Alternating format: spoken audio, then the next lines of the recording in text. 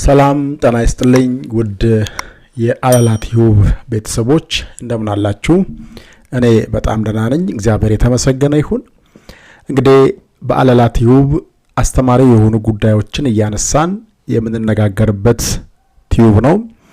ይሄንን ቲዩብ ሁላችሁም ሰብስክራይብ እና ላይክ እንድታደርጉት እጠይቃለሁ። በዚህ በአለላ ቲዩብ ስለ ንግድና እንደዚሁም ደግሞ ባለን የስብዕና ምሬቱ ውስጥ ምንድነው ልናደርገው የሚገባው ነገር የሚለውን የተለያዩ ጉዳዮችን እያነሳን አብረን የምንዘልቅ ይሆናል። አብራችሁን እንድትሆኑ ከልብ አድርጌ እጠይቃለሁ። እንዳልኩትም ደጋግሜ እንደምናገረው አለላ ቲዩብንም ሰብስክራይብ አድርጉት። የእናንተ አንዲት ሰብስክራይብ እኔን እጅግ አድርጋ ታበረታኛለች፣ ትደግፈኛለች። ከልብ አድርጌ አመሰግናለሁ። እንግዲህ ቀደም ባሉ ትንሽ ቪዲዮዎች በርካታ ጉዳዮች ባይባሉም አንዳንድ ሐሳቦችን እያነሳው ቆይቻለሁ። ዛሬም ደግሞ በእኛ ህይወት ውስጥ የጀመርናቸው ነገሮች ለምንድነው ውጤት ይዘው የማይመጡት? ልንጀምራቸው ሲያስብናቸው ነገሮች ለምንድነው እንዳንጀምራቸው ወደ ኋላ የምንመለሰው? እንደዚሁም ደግሞ ከልዩ ልዩ አካላት ጋር በጋራ ተዋቅረን አለያም ደግሞ ተጣምረን ስራ እየሰራን ባለንበት ጊዜ ስራችንን ውጤታማ ሊያደርጉን የሚችሉ ነገሮች ሲከሰቱ ለምንድነው መፈረካከስ የሚያጋጥመን? እንግዲህ ጠቅለል ባለ ሐሳብ እነዚህን ጉዳዮች አብረን የምንመለከት የምናይ ይሆናል። አተኩሬና አስምሬ ላይበት የምፈልገው ነገር እኔና እናንተ ወደዚህ ምድር ስንመጣ ሆድ ብቻ ይዘን አልመጣንም። የሚያስብ የሚያገናዝብ የሚያሰላስልና ዕለት ዕለት የራሱንና የማህበረሰቡን ጉዳይ ለመቀመር አለያም ደግሞ ለማስተካከል የሚተጋ ማንነት ነው ይዘን የመጣ ነው። ይሁን እንጂ በዚህ ማንነታችን ተጠቃሚዎች ነን ወይ የሚለው ነገር አሁንም ያጠያይቀናል።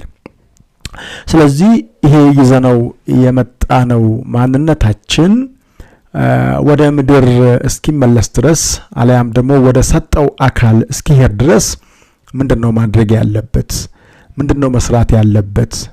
ይሄንን ሰከን ብሎ ማሰብና ማሰላሰል ያስፈልጋል።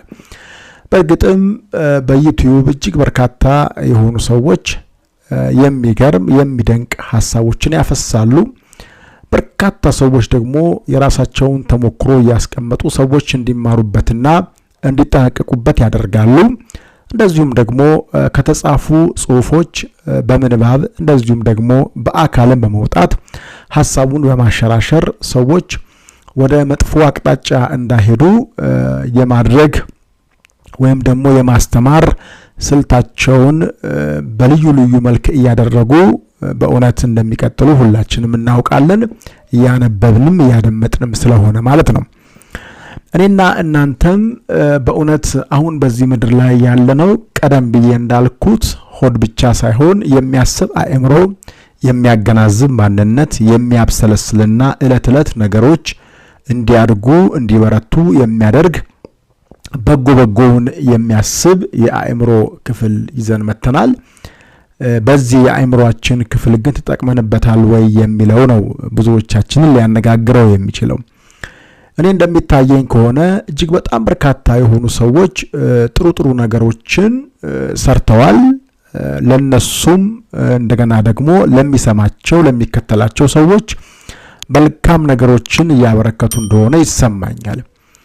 የሆኑ አካላት ደግሞ ከዚህ ውጪ ሆነን የነሱ አጨብጫቢ፣ የነሱ ተመልካች፣ የነሱ አድናቂ ብቻ እየሆንን ቀርተናል።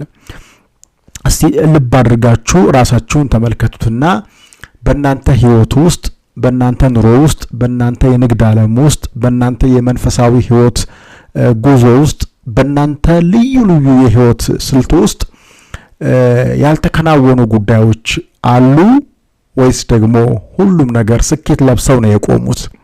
አዎ የራሳችሁን ምርጫ ትመርጣላችሁ ብዬ አስባለሁ። ነገር ግን ስኬት ለብሰዋል ብሎ ከመናገር ይልቅ ያልተሳኩቱ እጅግ በጣም ስለሚበልጡ እነዛ ጉዳዮች ላይ ነቅሶ ማየትና መመልከት ለምንሄድበት አካሄድ በእውነት እጅግ በጣም ወሳኝ ነው ብዬ አምናለሁ። በእርግጥም ይሄንን ስብዕናችንን ይሄንን ማንነታችንን ሊያፈራርስ የሚወድና በዚህ ስብዕናችን ቆመን እስከ መጨረሻይቱ ህቅታ ድረስ ያሰብነውን ሐሳብ ለማሳካት ደፋቀና እንዳንል እጅግ በርካታ ጉዳዮች ወደ ኋላ ሲመልሱን እንመለከታለን።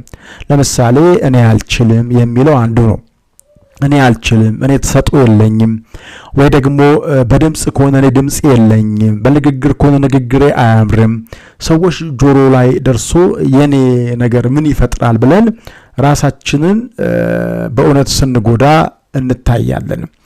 ይሁን እንጂ ሁሉም የራሱ የሆነ ከለር አለያም ቀለም አለው። እኔ የራሴ የሆነ ቀለም አለኝ፣ እኔ የራሴ የሆነ ከለር አለኝ። ሌላውም አካል ልክ እንደዚሁ ሁሉም የራሱ ነገር ነው ያለው።